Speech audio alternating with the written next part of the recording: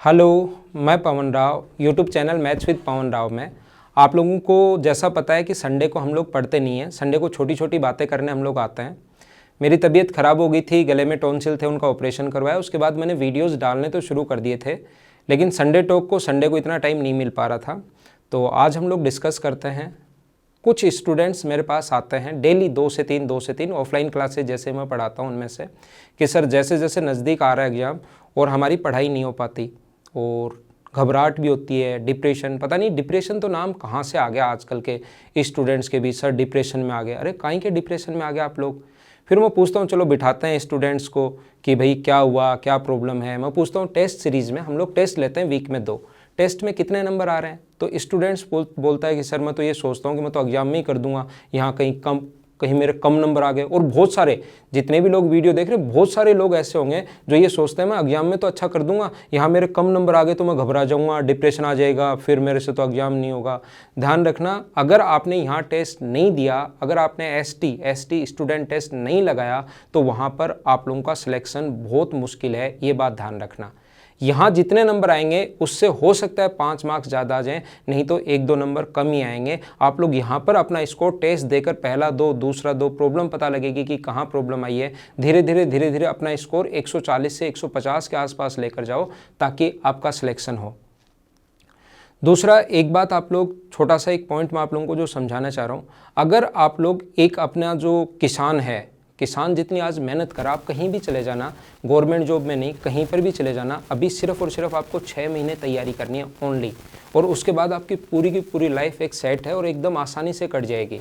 जबकि और किसी भी क्षेत्र में अगर आप लोग जाओगे तो आपको पूरी ज़िंदगी मेहनत तो देखो कहीं भी रहो आप लोगों को करनी पड़ेगी। अगर मैं बात करूं, पिछले दिनों में मेरे गांव में गया तो आज गांव में मतलब 90% जो किसान हैं उनका मतलब जो गेहूं है वो नवंबर में बोई जाती है। छोटा सा पॉइंट मैं आपको बताता हूं, आपको सिर्फ 6 महीने मेहनत करनी है।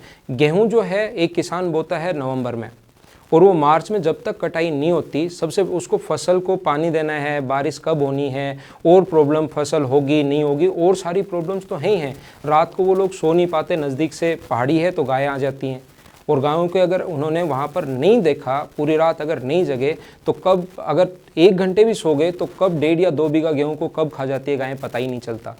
तो वो लोग किसान जो हैं वो कम से कम 4 या 5 महीने तक पूरी रात नहीं सो पाते, और दिन में उनके पास और भी काम रहता है।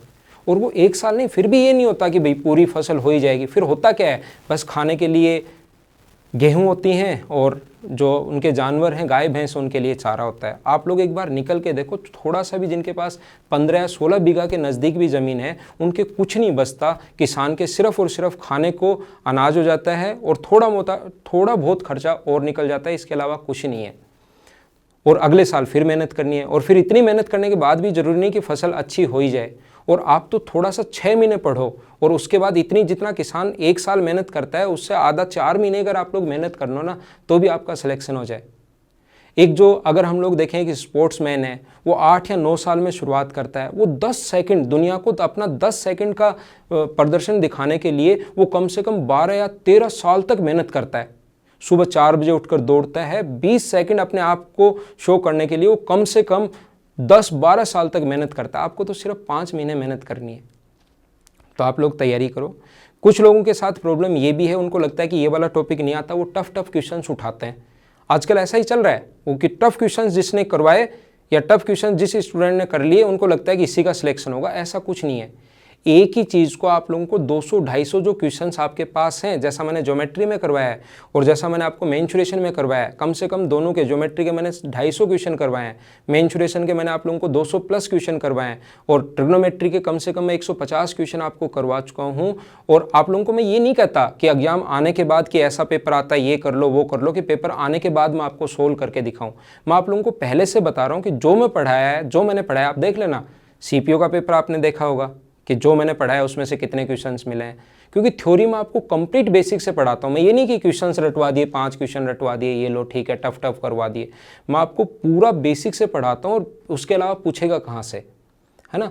तो मैं सीजीएल के लिए भी आपको यही कह रहा हूँ कि जो मैंने पढ़ाया है पूरा का पूरा पेपर उसी में से आना है। बाद में आकर सोचोगे अरे मैं कम से कम यही पढ़ लेता तो ठीक रहता। तो पहले आप लोगों को मैं फिर कह रहा हूँ, उस चीज़ को पढ़ने की आप लोग शुरुआत कीजिए। टफ क्वेश्चंस ऐसे नहीं है कि लगा लिए कोई भी फ़ायदा नहीं होना। आप लोग 500 क्वेश्चंस टफ ट्रिग्नोमेट्री के लगा लो, ज्योमेट्री के लगा लो, कोई फ़ायदा नहीं होगा जब तक आप लोग 200 क्वेश्चंस को 5 बार करने से सिलेक्शन होगा। 5 बुक्स के क्वेश्चंस टफ क्वेश्चंस एक बार पढ़ने से ना तो स्पीड बनेगी और ना ही आपके कॉन्सेप्ट भी क्लियर नहीं होंगे। फिर तो वो क्वेश्चंस जो टफ क्वेश्चंस है ना वो रटे जाएंगे और ये क्वेश्चन ऐसे होता है। नया क्वेश्चन अगर उसी कॉन्सेप्ट पर बन गया तो आप लोग नहीं कर पाओगे जब तक आपका बेसिक सही नहीं होगा। ट्रिक्स तो सीखनी है लेकिन बेसिक स्ट्रॉन्ग करना है। जिसका सिलेक्शन हुआ है उससे आप एक बार मिलो, पूछो कि ट्रिक्स, अकेली ट्रिक्स से आपका सिलेक्शन हो जाएगा क्या। जैसा आप लोगों को पता है मैं पढ़ाता हूँ, ऑफलाइन पढ़ाता हूँ मैं मदर्स एजुकेशन हब जयपुर में, और ऑनलाइन जो क्लासेज हैं वो मैं लेता हूँ अनअकैडमी प्लस पर। अनअकैडमी प्लस पर जितना भी मतलब आपको PDF और सारा मटेरियल मिलता है ऐसे ही यहाँ पर मिलता है ऑफलाइन में। और 1 अप्रैल से मेरे बैचेज शुरू हो रहे हैं। ये कोर्स आप लोग ज्वाइन कर सकते हो अगर कोई भी स्टूडेंट ज्वाइन करना चाहे तो मिलते हैं अगले संडे को फिर से। हाँ, अब होली भी है तो होली को मैं यहाँ पर हूँ नहीं, बाहर जाऊँगा, तो होली तक अपने वीडियोज़ नहीं आएंगे और होली के बाद आते ही फिर कंटिन्यू वापस से हम लोग वीडियो शुरू करेंगे। अभी वीक में 4 वीडियो आ रहे थे, अब होली से आते ही वीक में 5 वीडियो आने शुरू हो जाएंगे। तो होली के बाद मिलते हैं। हैप्पी होली सभी को, तब तक के लिए बाय बाय, टेक केयर।